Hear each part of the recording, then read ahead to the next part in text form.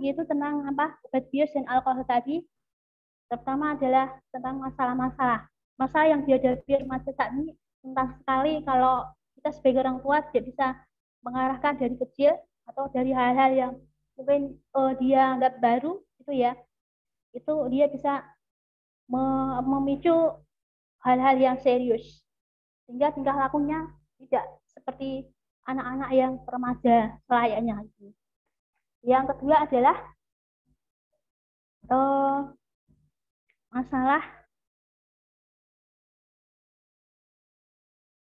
perasaan ingin berkuasa dengan meminum alkohol atau itu ya obat bius itu mengenal itu, mereka sepertinya kok ingin dia itu lebih penting dari yang lain.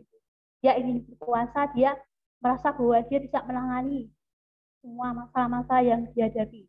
Padahal itu keliru sekali di dalam apa hal kehidupan mereka yang masih kecil, yang masih apa namanya masih panjang perjalanannya dalam perjalanan sekolahnya masih panjang dan perjalanan kehidupannya masih panjang. Tapi sayang kalau apa namanya remaja itu terlalu apa ya terlalu ikut-ikutan oleh orang tua ya, itu yang membuat dia itu susah untuk bisa berkembang dengan baik. Yang ketiga adalah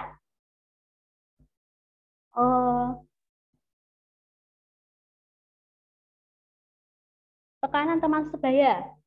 Tekanan teman sebaya itu bisa mengundang hal yang demikian, karena kalau kita tidak remaja itu tidak punya keputusan yang baik, dia terjebak oleh teman-teman sebayanya. Mungkin dia diajak oleh teman-temannya minum minuman gitu ya, minum alkohol gitu. Bahkan kadang-kadang anak SMP pun sekarang saya pernah melihat waktu sekolah dia gitu ya bawa rokok di saku tuh, meskipun di kelas dia nggak merokok, tapi waktu istirahat atau pulang dia merokok. Itu merupakan hal yang fatal bagi kehidupan remaja. Maka dari itu kita sebagai orang tua kita harus mengarahkan dari kecil, dari hal-hal yang terkecil pun sampai hal-hal yang apa namanya membuat mereka tahu. Karena apa yang dilakukan oleh orang tuanya itu ya, remaja itu selalu ingin meniru dan ingin selalu tahu, bahkan mencari tahu. Setelah tahu dia ingin melakukan gitu ya, melakukan minum alkohol seperti apa, alkohol itu gunanya seperti apa gitu. Itu hal-hal yang tidak baik. Ya akibat-akibat dari alkohol itu bisa merusak kesehatan tubuh ya, terutama di dalam yang paru-paru atau dan sebagainya itu. Juga bisa membuat remaja itu bisa kecanduan. Bahkan lama dia untuk bisa pulih kembali seperti semula sebelum dia minum alkohol itu. Sehingga dia apa namanya sebutnya dia berapa ya punya perangai yang bagus, sikap yang bagus, watak yang bagus, yang taat. Lama-lama dengan ini dia semakin tidak karuan ya kalau dibiarkan. Nah, tindakan-tindakan ya. Next, Pak. Lagi, Pak.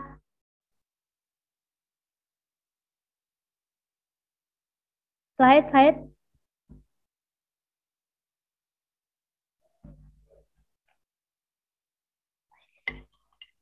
Ya. Tindakan-tindakan.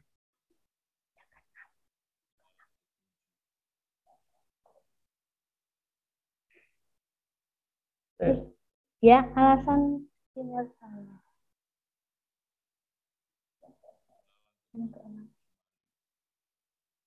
tindakan-tindakan yang untuk menolak obat bius dan alkohol adalah satu, putus dan katakan tidak ya. Tindakannya adalah katakan putus dan tidak. Kita remaja diajak temennya dikasih minum-minuman seperti itu, dia katakan tidak dan putuskan katakan tidak. Berarti katakan tidak itu dia selalu kalau dirayu dibujuk tidak harus dia mau tidak ya, karena dia punya konsekuensi. Tindakannya itu harus mengatakan putus dan tidak.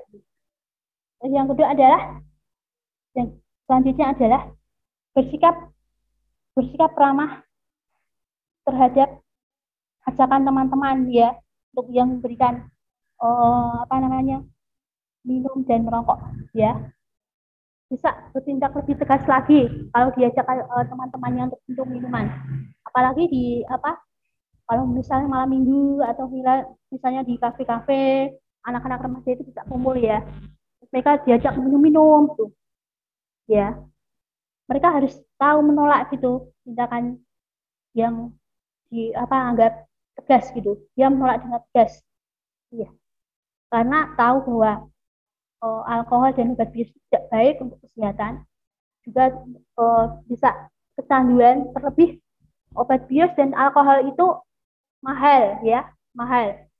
Katakanlah bahwa orang dewasa pun dengan segala caranya dia membeli alkohol berapapun harganya dia. Tapi kalau anak-anak remaja kan sungguh menyayangkan, gitu ya. Udah beli mahal-mahal, bayar sekolah juga mahal, malah dia kasihkan ke obat itu ya, itu namanya menyanyiakan semuanya itu. Terus ilalah yang ketujuh adalah harga diri yang rendah ya, harga diri yang rendah. Alasan mengapa orang yang memiliki harga diri yang rendah itu adalah A, karena Allah mengerti perasaan minder kita. Ya, Allah mengerti perasaan minder kita, bahwa Allah itu menerima kita apa adanya. Tidak pandang dosa-dosa masa lalu kita, tidak pandang latar belakang kita. Semua Tuhan itu apa? Segala apa dosa ditanggung Tuhan. Ya, segala perkara dia tanggung. Tuhan tidak meninggalkan atau tidak membiarkan orang yang minder. Bahkan orang minder itu kalau dengan teman-teman yang sebaya ya, misalnya di kelas saja, ada seorang yang pintar dengan orang yang kurang pintar, itu dia minder karena dia mungkin kurang dalam hal apa ya, kepandaiannya, kurang dalam hal keterampilannya, kurang dalam hal apa ya, kehidupan sehari-harinya. Tapi Tuhan tidak pandang semua itu. Tuhan tidak pernah membiarkan dan tidak pernah meninggalkan minder itu ya, sehingga Tuhan bisa merubah minder itu sebagai sesuatu yang tidak minder lagi. Anak itu bisa tumbuh dengan lincah, dengan apa, dengan cermat, dengan ceria, sukacita, karena Allah sudah memperhatikan orang yang minder tadi. Yang kedua adalah mengerti perasaan minder kita sudah, terus memandang kita sebagai pusat perhatiannya. Ya, Tuhan itu memandang kita apa adanya. Dia tidak memilih-milih yang pandai, yang kaya, yang miskin, yang pintar, yang punya skill banyak. Tapi Tuhan tuh apa namanya, menerima apa adanya kita. Karena kita dikasih oleh Tuhan. Apapun yang terjadi dalam kehidupan remaja atau kehidupan kita, kehidupan anak, Tuhan itu tetap mengasihi kita. Tuhan itu tetap merangkul kita dengan apa adanya, tanpa dia mengingat masa lalu kita, tanpa dia mengingat dosa-dosa kita. Ya. Yang selanjutnya adalah tidak membandingkan kita dengan Allah, tidak membandingkan kita dengan siapapun juga.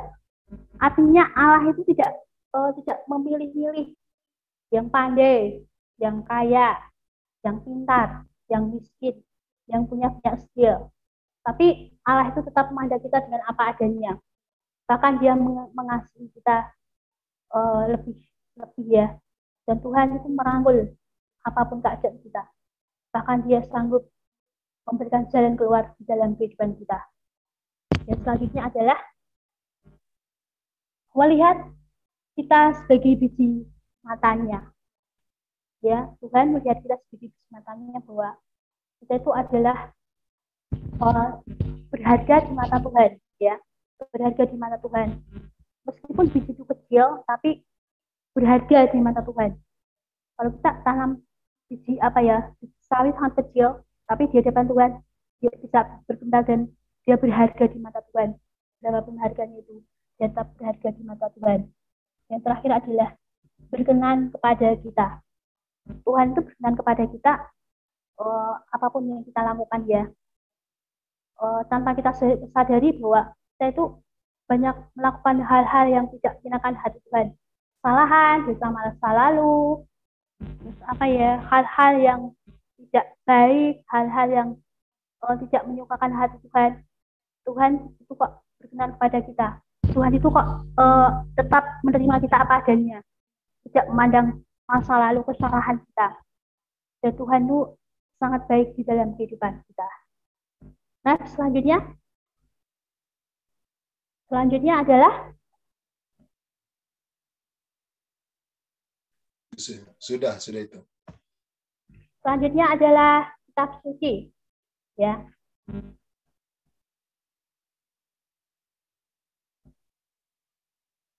Ya. Selanjutnya adalah kitab suci pembasmi ilalang dari Allah. Di dalam Yohanes 8 ayat 31 sampai 32 dikatakan bahwa jikalau kamu tetap tinggal dalam firman-Ku, kamu benar-benar adalah murid-Ku dan kamu akan mengetahui kebenaran dan kebenaran itu akan memerdekakan kamu. Ya, kalau kita tahu kebenaran ya dari Tuhan, apapun yang terjadi pasti kita harus harus banyak koreksi diri kita, apakah kita itu benar di hadapan Tuhan, apakah hal-hal atau tindakan kita itu sudah mencerminkan dalam kehidupan kita, sehingga kita bisa berkenan kepada Tuhan.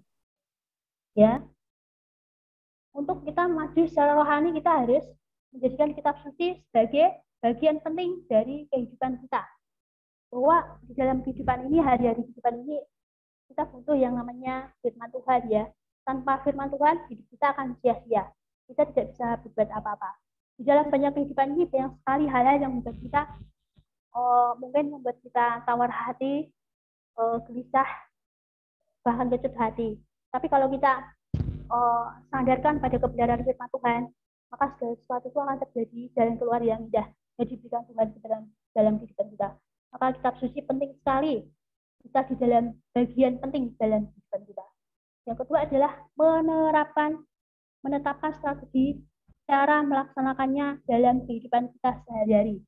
Ya, kita dalam menerapkan kehidupan sehari-hari kita dengan firman Tuhan, kita nyatakan bahwa firman Tuhan itu sungguh banyak sekali manfaatnya, bisa mengajar, meneguhkan, mendidik, dan bisa memberikan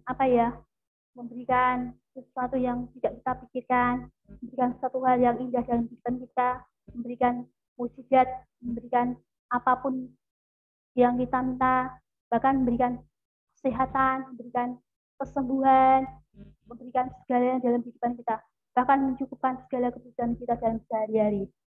Ya, dari dalam dari 7 ilalang itu ya, dari 7 ilalang tersebut, yaitu yang ilalang pertama adalah pemberontakan, ilalang kedua adalah pengaruh teman sebaya, ilalang ketiga kehidupan pikiran, ilalang yang keempat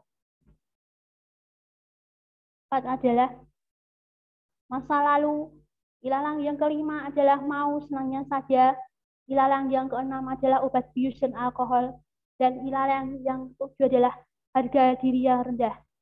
Semuanya itu bisa dibasmi dengan apa? Dengan kitab suci, dan kita mendapatkan firman Tuhan di dalam kehidupan kita. Sehingga hal-hal yang terjadi di dalam kehidupan kita, Tuhan sanggup memulihkan, Tuhan sanggup menghapus kehidupan kita, bahkan Tuhan sanggup mencabut ilalang-ilalang yang tidak berguna dan ilalang-ilalang yang tidak bermanfaat dalam kehidupan kita. Amin. Sekian dari saya, Pak. Makasih. Oke, terima kasih. Berikan tepuk tangan untuk Bu Harimurti. Ya. Ya, terima kasih.